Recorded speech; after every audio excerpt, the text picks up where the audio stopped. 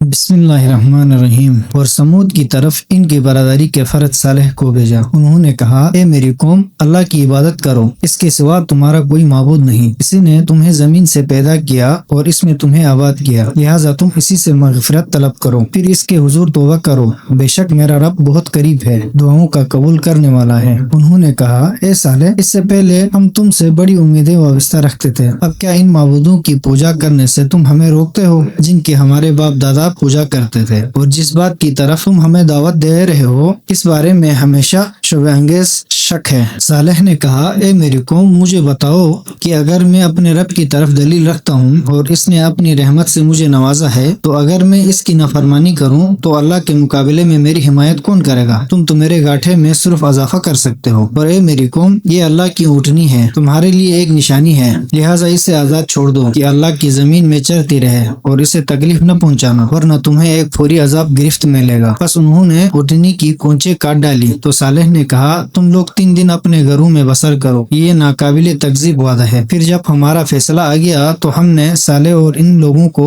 جو ان کے ساتھ ایمان لائے تھے اپنی رحمت سے نجات دی اور اس دن کی رسوائی سے بھی بچا لیا۔ یقیناً آپ کا رب بڑا طاقتور غالب آنے والا ہے۔ اور جنہوں نے ظلم کیا تھا انہیں ایک ہولناک چنگاڑ نے اپنی لپیٹ میں لے لیا اور وہ اپنے گھروں میں اوندے پڑے رہ گئے، گویا وہ ان گھروں میں کبھی بس ہی نہ تھے۔ واضح ہے سمود نے اپنے رب سے کفر کیا، اگر ہو سمود کی قوم کے لیے رحمت حق سے دوری ہو۔ اور جب ہمارے فرشتے بشارت لے کر ابراہیم کے پاس پہنچے تو کہنے لگے، سلام۔ ابراہیم نے جواباً کہا، سلام۔ ابھی دیر نہ گزری تھی کہ ابراہیم ایک بنا ہوا بچھڑا لے آئے۔ جب ابراہیم نے دیکھا ان کے ہاتھ سے آنے تک نہیں پہنچے تو انہیں اجنبی خیال کیا اور ان سے خوف محسوس کیا۔ فرشتوں نے کہا، خوف نہ کیجیے، ہم تو قوم لوط کی طرف بھیجے گئے ہیں۔ اور ابراہیم کی زوجہ کھڑی تھی، پس وہ ہنس پڑی تو ہم نے انہیں اسحاق کی اور اسحاق کے بعد یعقوب کی بشارت دی۔ وہ بولی، ہائے میری شامت، کیا میرے ہاں بچہ ہوگا جبکہ میں بڑھیا ہوں اور یہ میرے میاں بھی بوڑھے ہیں؟ یقیناً یہ تو بڑی عجیب بات ہے۔ انہوں نے کہا، کیا تم اللہ کے فیصلے پر تعجب کرتی ہو؟ تم اہل بیت پر اللہ کی رحمت اور اس کی برکات ہیں، یقیناً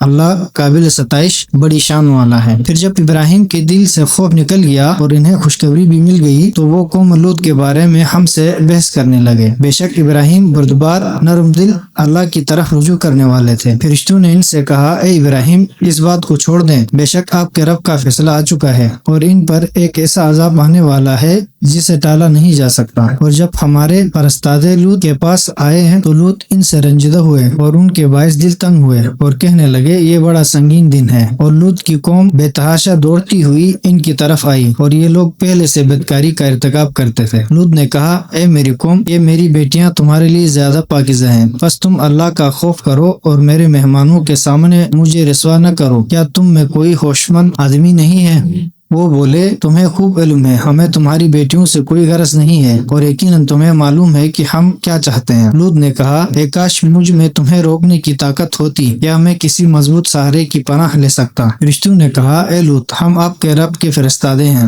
یہ لوگ آپ تک نہیں پہنچ سکیں گے، بس آپ رات کے کسی حصے میں اپنے گھر والوں کو لے کر نکل جائیں اور آپ میں سے کوئی شخص پیچھے مڑ کر نہ دیکھے سوائے آپ کی بیوی کے۔ بے شک جو عذاب دوسروں پر پڑنے والا ہے وہی اس پر بھی پڑے گا، یقیناً ان کے وعدے عذاب کا وقت ہے، کیا صبح کا وقت قریب نہیں؟ بس جب ہمارا حکم آ گیا تو ہم نے اس بستی کو تے و بالا کر دیا، اس پر پختہ مٹی کے پتھروں کی لگاتار بارش برسائی جن پر آپ کے رب کے ہاں سے نشانی لگی ہوئی تھی، اور یہ عذاب ظالموں سے کوئی دور نہیں۔ اور مدین کی طرف ہم نے ان کی برادری کے فرد شعیب کو بھیجا۔ انہوں نے کہا، اے میری قوم، اللہ کی بندگی کرو، اس کے سوا تمہارا کوئی معبود نہیں ہے، اور ناپ اور تول میں کمی نہ کیا کرو، میں تمہیں آسودگی میں دیکھ رہا ہوں اور مجھے ڈر ہے کہ کہیں وہ دن نہ آ جائے جس کا عذاب تمہیں گھیر لے۔ اور اے میری قوم، انصاف کے ساتھ پورا ناپا اور تولا کرو اور لوگوں کو ان کی چیزیں کم نہ دیا کرو اور زمین میں فساد کرتے نہ پھرو۔ اللہ کی طرف سے باقی مانند تمہارے لیے بہتر ہے اگر تم مومن ہو، اور میں تم پر نگہبان تو نہیں ہوں۔ انہوں نے کہا، اے شعیب، کیا تمہاری نماز تمہیں یہ حکم دیتی ہے کہ ہم انہیں چھوڑ دیں جنہیں ہمارے باپ دادا پوجتے آئے ہیں، یا ہم اپنے اموال میں اپنی مرضی سے